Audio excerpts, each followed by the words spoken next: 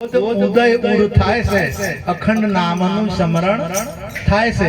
અખંડ એટલે સમજો કે કદાચ નામ તમે લેતા હો પરમાત્માનું, રામ રામ કે કૃષ્ણ કૃષ્ણ, આ તમે બોલતા તો ઊંઘાઈ જત બંધ થઈ જાય, ચાલુ હોઈ જતો તો એને અખંડ ના કહેવાય, અને અખંડ કહેવાય નહીં.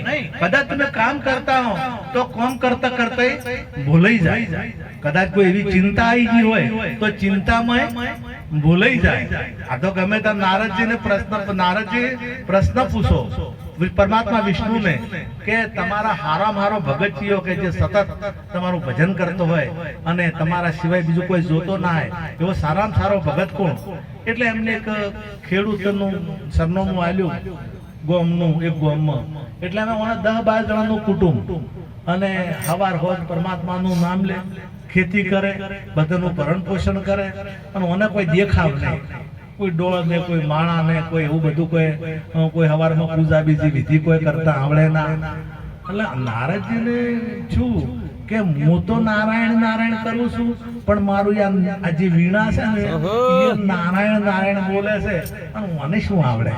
તોય મારું નામ ના લીધું, તોય મારું નામ લીધું ના, અને મને કોઈ ખબર પડતી નથી ખાવાની, અને માનું નામ લીધું. હવે મનમાં સંશય થયો, અને વિષ્ણુજી પરમાત્માને પૂછું પ્રભુ આ તો હવે કોઈ તમે શું જવાર 2-3 ટાઈમ એ કદાચ તમારું ધ્યાન કરતો હોય એવું મને લાગ્યું. નામ લેતા તો મેં વાપર્યો જ નહીં, પણ કદાચ એવું હશે મેં આવું બધું કોઈ કરતો હોય તો કદાચ એ મને ખબર નથી, પણ કોઈ મને આ દેખાણું ને, એટલે કે બરાબર એનો તમને જવાબ આપીશ હું. પણ આજે મારે થોડું કોમ છે, તમને એક રાઈનો દોણો છે, તમારા તંબુરા ઉપર મેલો, વીણા ઉપર, અને વૈકુંઠમાં ફરી ના આવો, આ પડવો ના, પડવો જોવે એટલે આ દાણો લઈ અને આખા વૈકુંઠમાં ફર્યા. ફરતા ફરતા હોજ પડી, હોજે આયા અને કે જો પ્રભુ આ તમારા દોણા મેં પડવા દીધો નથી. એટલો હાચવો ને કે આ તો રડી જાય. જરાક જો મારો જે વીણા છે માથા પાછી થાય તો શેન ખાડો હતો જ્યો ન રોત જ ના, કે હારું તમે નોમ કેટલા વખત લીધું મારું? ઓમાં કે નોમ શું લ્યું? દોણામાં રહી ગયો. તમને એક દોણો હાસવ આલ્યો તોય તમે મારું નામ બિહાર્યું એક દોણામાં. અને પેલાને 12 જણાનું કુટુંબ છે તો મને રાત દિવસ ભૂલતો નથી. એને પરમાત્માનું નામ લીધેલું, એને દેખાવ કરવો પડતો નથી. એક લેવું અને એક બોલવું. આપણે સરસ રસોઈ બનાવી હતી અમૃતભાઈ. હવે એ કદાચ જે આઈટમો બનાવી હતી એ આઈટમોનું તમે નોમ લ્યો અને આખો દિવસ રટણ કરો તો ભૂખ મટે? હે આખો દિવસ રટણ કરો કે દાળ ભાત પૂરી ભજીયા મીઠાઈ આ નામ લ્યો, આખો દિવસ રટણ ચાલુ રાખો તો ભૂખ મટે? અને જમી જો તો જમવું અને નોમ લેવું, આ બે નોમ કેવું અને નોમ લેવું આ બે વસ્તુ જુદી છે. એક કેવું અને એક લેવું, આ વાત સમજાય છે હું જે કહું છું? જે કેવું અને લેવું, એક તમે ખોટ લેવા જો બજારમાં દુકાને, આ તો એક લીધી છે તો ફેર બોલવી પડે. લઈને આયા તો ઘેર ના બોલે બતાડે તો ખબર પડે કે આઈટમ આવી ગઈ છે. તમે ઘેરથી બોલી લીલવા મેલ્યા, આ તો રસ્તામાં કેવું પડે શું લેવા જાય? ખોટ લેવા જાય. દુકાને જા તો ખોટ લખેલી હોય, તમે બોલો છો તો બોલેલી થી ચા ના થાય અને લખેલી થી ચા ના થાય. જે ત્રીજી વસ્તુ ત્રીજી જગ્યાએ પડી છે ને, વસ્તુ જે છે ત્રીજી જગ્યાએ પડી છે. બોલો છો એનાથી ચા બનતી નથી, જે લખેલી છે એનાથી ચા બનતી નથી. જે વસ્તુ લો અને ના બોલો તેની ચા થાય ના થાય. અને કદાચ તમે લઈને આવતા હો, કોઈ પૂછે શું લઈને આયા, તો તમારે ના બોલવું હોય અને તમે ઓમ કરો તો એને ખબર પડે કે ના પડે? એને બોલવું પડે. એમ પરમાત્માનું નામ તમે જો લીધું હોય, આપણી ભારતીય સંસ્કૃતિના પ્રમાણે હવે તો બધું ચાલે છે, પણ પેલા તો બેન લગ્ન કરે ને તો એના ધણીનું નામ ના લે, કારણ કે એની હાચુકલો વર્યો છે, હાચો વર્યો છે. વર્યા પછી નામ લે ના કોઈ દાડો. એના હગા ભાઈનું નામ હોય ને તોય પછી લે ના. અને હવે તો કે છે, હવે તો બધું ચાલુ થઈ ગયું છે, હવે તો બધું ઘણું બધું ચાલુ થઈ ગયું છે, ના ચાલુ. અને એટલે આ મને ઇસ્લામના જે તમે બધા કદાચ એવું ખોટું લાગશે, પણ હું સાચી વાત ઇસ્લામના જે આ મુસલમાનો છે ને એને એક વાતે હું એનું વંદન કરું, એક વાત એમના કપડા બાબત, એમની બેન દીકરીઓના કપડા. ભલે હું તો કહું આપણે બુરખા મત પહેરો, આપણે બુરખા પહેરવાની જરૂર નથી, પણ એનું અંગ કોઈ જગ્યાએ ઉઘાડું હોય છે, એનું અંગ કોઈ જગ્યાએ ઉઘાડું નહીં હોય. અને એ ભણવા જતા હશે ને જે પેલા મદ્રેસામાં ને એમ જો કદાચ તો એનું દફતર લટકતું નહીં હોય, એ ઓમ લઈને જતો હશે. તો એમના એ કપડા, અને આપણે લગભગ હવે કહેવરાય નહીં, મારે કહેવરાય નહીં, પણ તમે જુઓ છો, તમે હું આપું હમણાં જોતો તો બેન દીકરીઓ એવા કપડા પહેરીને ફરતી હતી, આપણે શરમ લાગે. ખરેખર હું દરેક બેન દીકરીની વાત કરું કે આપણો અંગનું પ્રદર્શન નહીં કરવાનું, આપણે અંગ કોઈને બતાડવાનું નથી, આપણું અંગ ઉઘાડું ના રખાય. એ બાબતમાં એ ધર્મ એ ગમે તે બીજી બાબતે ગમે તે છે એમ કહેતો નથી, પણ એમના વસ્ત્રની બાબતમાં એમનું અંગ કોઈ ઉઘાડું જોવા મળશે નહીં. એટલે આપણી સંસ્કૃતિમાં તો પહેલા તમે જો પગની પોની પણ નથી, અને હવેનો જે જમાઈ આવ્યો છે એને પછી કે આવું થાય છે, આવું થાય છે, આવું થાય છે, પછી થાય કે ના થાય, એ અંગ ઉઘાડા જોઈ અને ગમે એવા પુરુષના વિકારો પ્રગટ થાય. એટલે એ વિકારો પ્રગટ ન થવા માટે આપણી રહેણી કેણી જો ઉત્તમ હોય, તમારી રહેણી કેણી ઉત્તમ હશે તો તમારામાં કોઈ ઊની હોંચ પણ આવશે નહીં. એટલે ભારતીય સંસ્કૃતિ પ્રમાણે જો આપણે જીવન જીવવામાં આવે અને જો પરમાત્માનું ભજન, અને પરમાત્માનું જેને ભજન કરે છે એને તો કશો વાંધો આવતો નથી, પણ એ નામ લેવું પડે, એ નામને ગ્રહણ કરવું પડે. ખાલી બોલવાથી ગમે તેટલું બોલીએ તો કલ્યાણ થતું નથી. અને આપણે સમજાઈ થાકના ને સમજાઈ તો આ જીવાતમાં સમજતો જે જૂઠું હોય ને એ તરત પકડી લે. જૂઠું ભૂવો એક આકોટો કરે ને, ભૂવો અને આકોટો કરીને કે ને આ તો એ મોની કે ઓમ છે તો એ મોની લે. અને ભણેલો એન્જિનિયર કે ડિગ્રી ધારી હોય એ કે વૈજ્ઞાનિક કે તો એનું નામ હોય. ભણેલા એક ગણે ટૂચકો એવું બનાવ્યો કે આપણે હવે ભણવું એના કરતા ભૂવા થવું સારું. પેલા બીજે પૂછું કે કેમ કે તાર ભણેલો નું પણ મોને છે, ભૂવાનું મોને છે, એટલે આપણે એનું બંધ કરો અને આપણે એનું ચાલુ કરો. એટલે જે તમે આ વાતો તમે જે કોઈ ગ્રંથમાં વાંચેલી, અમારા અમરતભાઈને તો ઘણા બધા ગ્રંથો વાંચે છે, કોઈ ગીતામાં વાત આવી તમને કદાચ કોઈને એવું લાગશે, પણ કોઈ આરી વાતો જે ભુવાની વાતો આવે કોઈ ગ્રંથમાં આવી, કોઈ ગ્રંથમાં આવી નથી, કોઈ ઉપનિષદમાં નથી, કોઈ ગીતામાં નથી, કોઈ વેદમાં નથી. મહાભારત તમે જો, રામાયણ તમે જો તો એમાં કોઈ આવી વાતો આવતી નથી. તમારા જો પરમાત્માની ઓળખાણ થઈ જાય કોઈની તાકાત નથી તમને આખા પાછા કરે.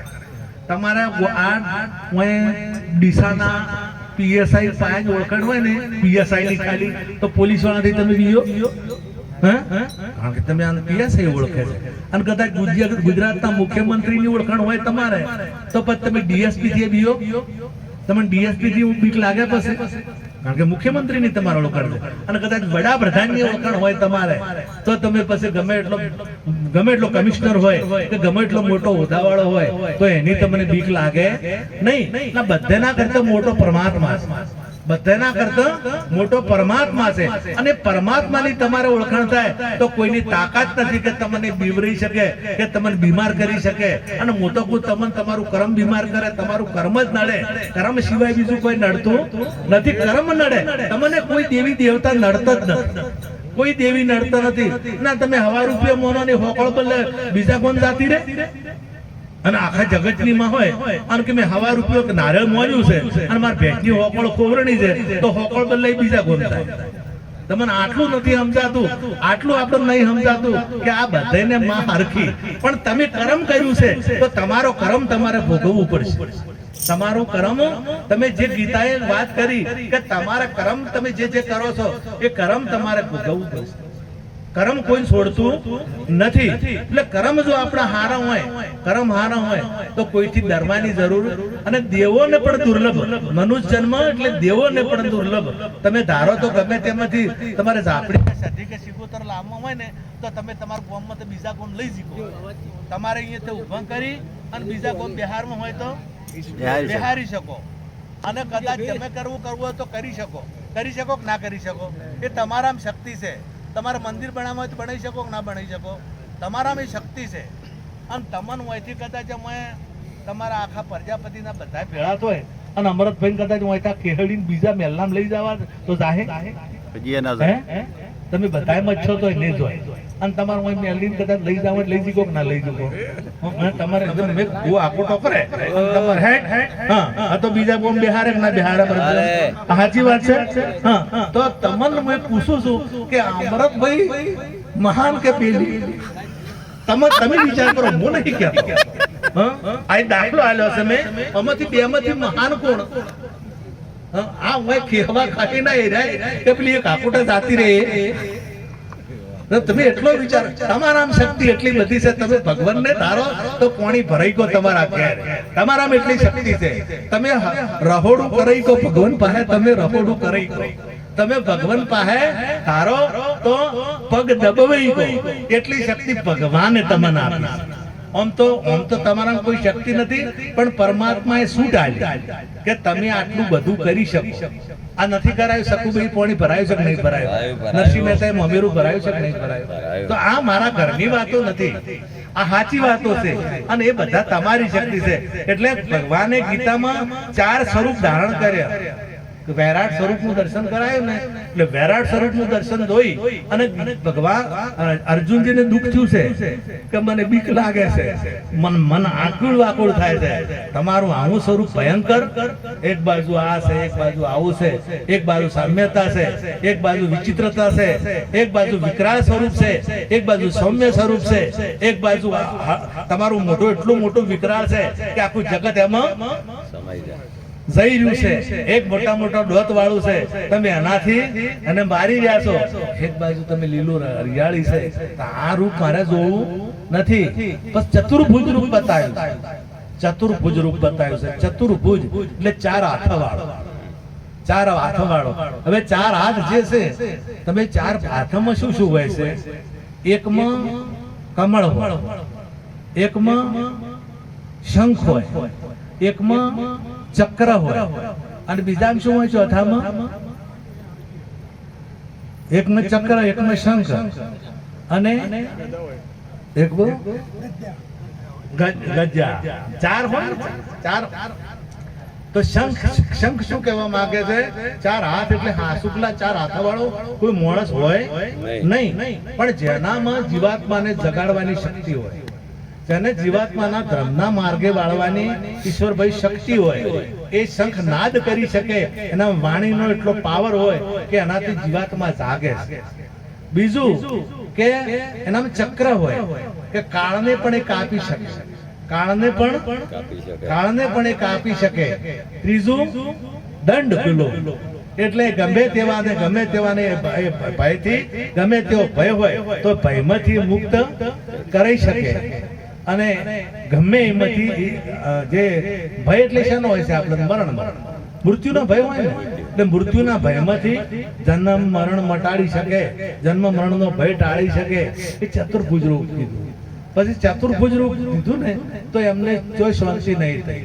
પછી છેલ્લે શું લાયા છે મનુષ્ય રૂપ અને મનુષ્ય રૂપ લાવ્યું ને એટલે કે હવે મને પરમ શાંતિ મનુષ્યનું રૂપ જયારે જોયું અર્જુનજી તારે કીધું કે હવે મને પરમ શાંતિ થઈ પરમ શાંતિ હવે મને મનુષ્યનું રૂપ જોયું છે અને તમને તો ભગવાને આપી દીધું છે નહીં આપી દીધું તમને આપી દીધું છે એટલે ગીતામાં કીધું કે મારી અનન્ય ભક્તિ કેવળ મનુષ્ય કરી શકે બીજો કોઈ કરી શકતો નથી અને એમ સ્વરૂપ પણ હાથી બીજા થઈ ગયા આપણે હાથે કરીને બનાવ્યા મનુષ્ય પણ ના થવાના આપણે થઈ ગયા એમાં પરમાત્મા શું કરે આપણે કોઈ જાતિ વાળા થઈ ગયા કોઈ વળી સોના શું થઈ ગયા કોઈ દારૂડિયા થઈ ગયા કોઈ જુગારિયા થઈ ગયા કોઈ મોસાહારી થઈ ગયા કોઈ રાક્ષસ થઈ ગયા કોઈ ત્રાસવાદી થઈ ગયા કોઈ લોસોડિયા થઈ ગયા ઘણા એવા છે ને કે ભણેલા ગણેલા બેંકો ખાઈ ગયા રોડ ખાઈ ગયા આ ભણેલા કે સંસ્કાર વગરનું પણ શિક્ષણ છે ને એ અધોગતિ લઈ જાય જો સંસ્કાર ના હોય તો એ શિક્ષણ પણ નકામું સંસ્કાર સાથેનું શિક્ષણ હોય તો એ બેડો પાર કરી દે ગાંધીજી જેવા શિક્ષણ હતું તો જો સંસ્કાર હતા તો એમને કેટલા મહાન એવા બાળ ગંગાધર લાલ પાલ ને બાલ આ ત્રણેય જે ત્રિપુટી કહેવાય આ ત્રણ તમે શિક્ષણ હતું ને સંસ્કારો પર એટલે તમે દેશ માટે મહેનત કરીને દેશને આઝાદ કરવાની કોશિશ કરી આવા જો સંસ્કારો હશે તો આપણા પુત્ર પરિવાર આપણા બાળકો આગળ જઈ શકશે ન કે ગમે એટલે જાય મોટો સાહેબ થઈ જાય અને કદાચ મુખ્યમંત્રી થઈ જાય તો ગોટાળો કરશે તો જેલમાં જવું પડશે. આપણે લાલુ પ્રસાદ ઘાસ ખાઈ ગયા હતા, જેલમાં તો જવું પડ્યું. મુખ્યમંત્રી હતા તો એટલે ગમે એટલો વડાપ્રધાન હોય ને કદાચ તો કરમ ભૂંડ કરશે ને તો ગમે તાર તો કાયદો એને છોડશે નહીં, કરમ એને છોડશે નહીં. એટલે આપણા બાળકોને સારો સંસ્કાર આપજો, સારું શિક્ષણ આપજો અને પરમાત્માથી નજીક રાખજો. અને પરમાત્માનું નામ જે છે, અખંડ નામ જે છે, જે ખંડિત કદી નથી થતું, જે અખંડ થશે એ સમજી જાઓ તો તમારે બોલવું પડશે. ગુરુ બોધ ઉદય ઉર થાય છે, કર્મો બળીને ખાક થાય છે. તમારા ગમે એટલા પાપ હશે તો ગીતામાં કીધું કે બધા ગમે એટલા પાપ હોય પણ અગ્નિ જો કદાચ પ્રગટ થાય તો બધા લાકડા પછી શેદડાનું હોય કે બાવળનું હોય કે શીશમનું હોય કે ચંદનનું હોય, બધા અગ્નિ પ્રગટ થાય એટલે બધા લાકડા બાળી નાખે છે. એમ તમારું કર્મ જો જ્ઞાન અગ્નિ પ્રગટ થાય તો તમામે તમામ કર્મને બાળી નાખે છે અને તમને શુદ્ધ બનાવી દે. એટલે ગુરુ બોધ ઉદય ઉર થાય એટલે જ્ઞાન પ્રગટ થાય ત્યારે બધા કર્મો બળીને ખાક થઈ જાય. પછી નાદ નવખંડમાં થાય, આદ અંત અને મધ્ય. આદમાં અંતમાં અને મધ્ય એ તમારું ભજન બંધ રહેતું નથી. અને એ નવખંડમાં જે નામ છે એ નવખંડમાં તમારું પ્રસિદ્ધ થઈ જાય અને નવખંડમાં એનો નાદ થાય. અત્યારે કૃષ્ણ નામ લો નવખંડમાં એનો પ્રસિદ્ધ છે કે નથી? નવે આપણા જેટલા છે કૃષ્ણનો આખા વિશ્વમાં પ્રસિદ્ધ છે કે નહીં? એમ તમે જો પણ જો કદાચ ભજન કરો તો તમારું નામ પણ નવખંડમાં પ્રસિદ્ધ થઈ જાય. એટલે હું અમૃતભાઈના પરિવારને ખૂબ ખૂબ ધન્યવાદ આપું છું અને બેનને પણ ખૂબ ખૂબ અંતરના આશીર્વાદ કે પરમાત્મા એમના મુખેથી એક ગુણિયલ અને ગુણિયલના પાત્રનો જન્મ આપે અને ખૂબ એ આગળ વધે અને ખૂબ ખૂબ પ્રગતિ કરે. અને આખા પરિવારને પરમાત્માને પ્રાર્થના કરું કે પરિવાર ખૂબ એમ કે આવા કાર્યો કરતા રહે, હું સારું કાર્ય કરતા રહે અને ખૂબ ખૂબ એમ કે આવા ભજન સત્સંગ અને પ્રગતિ પણ કરે. સદગુરુ મહારાજ.